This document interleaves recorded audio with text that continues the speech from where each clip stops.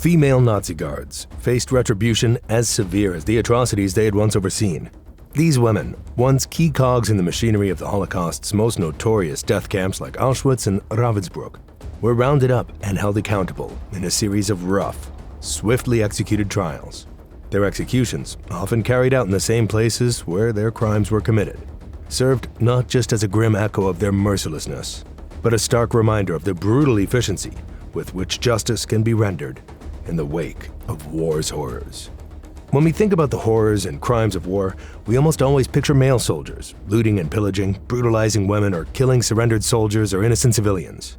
In most cases, this is true, but during perhaps the world's darkest ever period of evil and genocide, the Holocaust, women played an active part.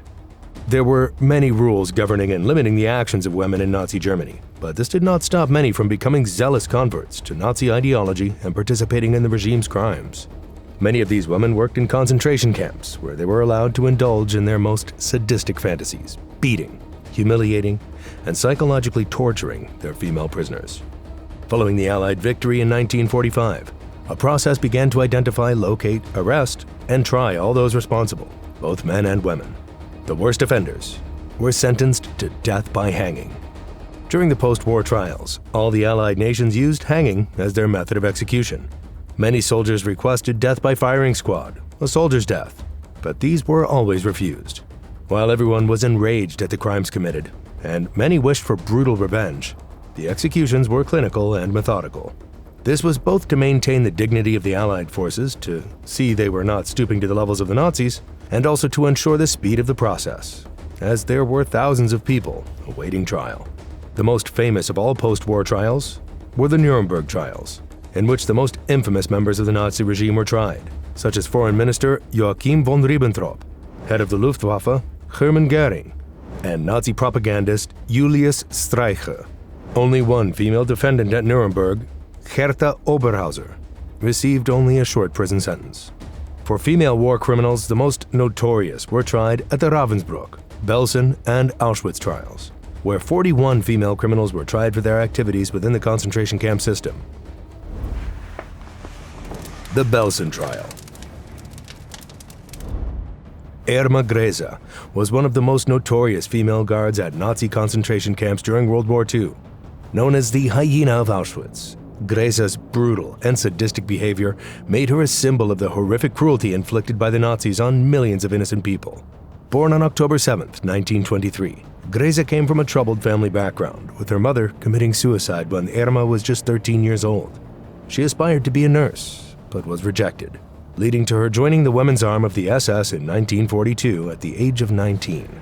Grese's first assignment was at Ravensbrück concentration camp, after which she was transferred to Auschwitz-Birkenau. At Auschwitz, Grese gained a reputation for exceptional cruelty. She was known for giving frequent beatings and had direct involvement in the selection process for the gas chambers, where she decided which prisoners would be sent to their deaths. In 1944, Grese was transferred to Bergen-Belsen concentration camp, where she continued her reign of terror until the camp's liberation by British forces in April 1945, when she was arrested. Johanna Bormann was a German SS auxiliary guard at several Nazi concentration camps during World War II. Born October 10, 1893, Bormann's early life was largely unremarkable. Before joining the SS, she worked in domestic service. In 1938, seeking better employment opportunities and driven by Nazi propaganda, she joined the SS and began her career as a camp guard. After some years working in the camps, she was stationed at Auschwitz in March 1942. Her tenure at Auschwitz was marked by extreme cruelty and brutality towards prisoners, a pattern that would continue throughout her career. In 1944, Bormann was transferred to the Bergen-Belsen concentration camp, where she remained until its liberation by British forces. At Bergen-Belsen, Bormann's reputation for sadism was well known. She was particularly feared for her use of her trained German Shepherd, which she often set upon the prisoners. Eyewitnesses later recounted how she derived pleasure from the suffering and terror she inflicted. Elisabeth Volkenrath, a German SS supervisor, was a prominent figure among the female guards in Nazi concentration camps during World War II. Her ruthless actions and role in the atrocities committed at these camps led to her execution for war crimes on December 13, 1945. Born on September 5, 1919, in Schönau an der Katzbach, Germany, Elisabeth Volkenrath initially trained as a hairdresser. However, in search of better job opportunities, she joined the SS in 1941, becoming one of the many women who served as concentration camp guards. Her first assignment was at Ravensbrück concentration camp, where she began her notorious career in overseeing prisoners. Volkenrath's next posting was Auschwitz-Birkenau, the largest and most infamous of the Nazi death camps, where she arrived in 1942. At Auschwitz, she quickly established a reputation for her brutality. As a senior supervisor, she was responsible for managing other female guards and overseeing the female prisoners. She was directly involved in the selection process, deciding who would be sent to the gas chambers and who would be subjected to forced labor or other forms of inhumane treatment. Her involvement in these selections and her overall sadistic behavior contributed significantly to the camp's horrific mortality rate.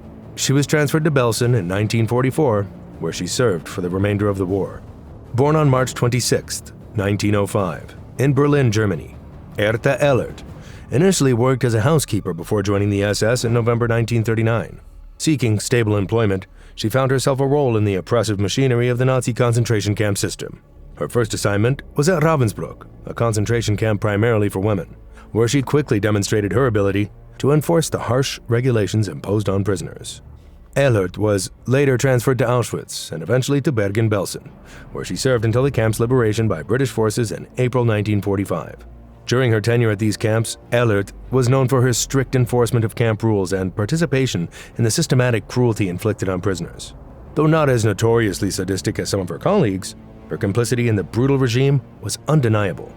These 4 women were all arrested by British authorities following the camp's liberation and were eventually tried at the Belsen trials, which occurred between September and November 1945. The women all made the same defense, that they were only following orders. But, as in other instances where this defense was used, it was rejected.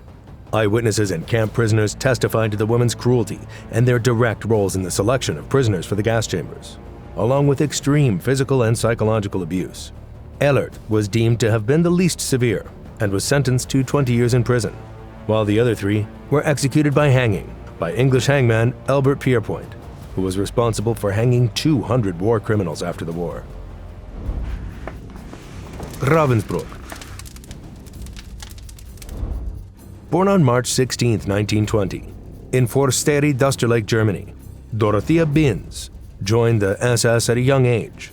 In 1939, she began her career as a camp guard at Ravensbrück, a concentration camp for women. Ravensbrück became known for its particularly harsh conditions, and Binz quickly rose through the ranks due to her zeal and harsh discipline, eventually becoming the assistant chief warden. Binz's reputation for cruelty was well established. She was infamous for her ruthless treatment of prisoners, often administering beatings and participating in the selection process for executions. Her sadism knew no bounds. She would often use a whip and other instruments of torture on the inmates, demonstrating a particular delight in the suffering of others. She was in a relationship with a male SS officer, with whom she took romantic walks around the camp, laughing and delighting in the torture the prisoners received. In early 1945, as the Allied forces closed in, Binz fled the camp, but was soon captured by British forces near Hamburg. She was tried at the Ravensbrück trial in 1947 and was sentenced to death. She attempted suicide by slashing her wrists, but British authorities discovered her in time. She was hanged in 1947 by Albert Pierpoint. Auschwitz. Born on January 10, 1912, in Münzkirchen, Austria, Maria Mandl initially worked in various menial jobs before she joined the SS in 1938. Her career as a camp guard began at Lichtenberg, a concentration camp for women. She quickly proved her ruthlessness, which led to her transfer to Ravensbrück and later to Auschwitz-Birkenau in 1942. Mandl rose to the rank of Oberaufseherin, or Chief Senior Supervisor, making her the highest-ranking female guard at the camp. She was responsible for overseeing all the female guards and the female prisoners, exerting significant influence over daily operations. Mandl was directly involved in the selection process, deciding which prisoners would be sent to the gas chambers. Her sadism extended beyond selections, as she was known for her arbitrary beatings, executions, and other acts of cruelty. One of Mandl's most notorious actions was her involvement in the establishment of the Women's Orchestra at Auschwitz, which was forced to play music as prisoners marched to their deaths.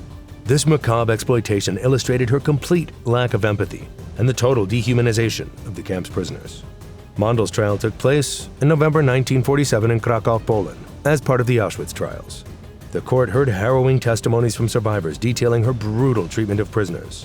Throughout the trial, she showed little remorse, maintaining a cold and detached demeanor. On January 24, 1948, Maria Mondel was executed by hanging in Krakow, Poland.